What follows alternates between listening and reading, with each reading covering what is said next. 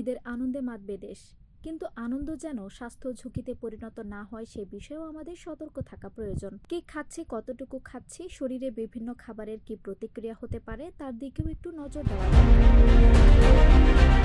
লাল মাংস খাওয়া কি খারাপ? গরু বা খাসির মাংসে প্রোটিন, আয়রন, জিঙ্ক, ভিটামিন বি12 ও ভি6 এর সমৃদ্ধ উৎস। বিশেষ করে যারা পর্যাপ্ত প্রোটিন খান না তাদের জন্য এ সময় মাংস পুষ্টিগুণের উৎস হতে পারে।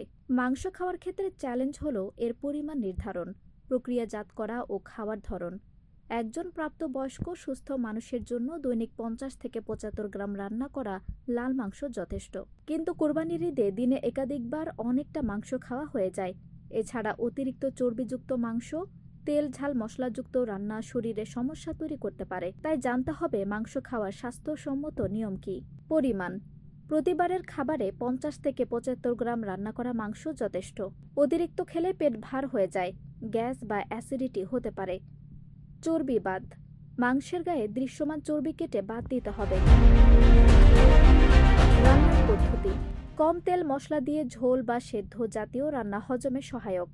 সবজি বা সালাদের সঙ্গে মিলিয়ে খেলে পরিমাণ নিয়ন্ত্রণ ও হজমে সাহায্য করে। প্রতিদিন অন্তত এক বেলার খাবারে সবজি রাখুন।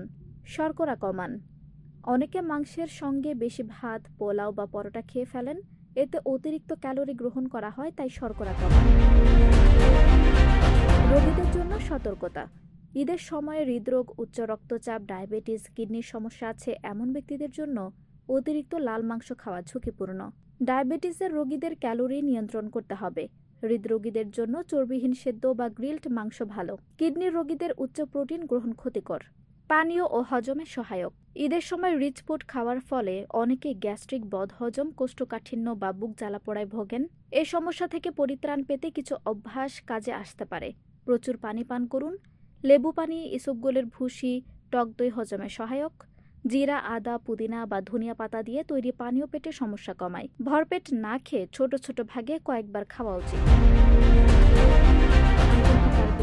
Time news desk.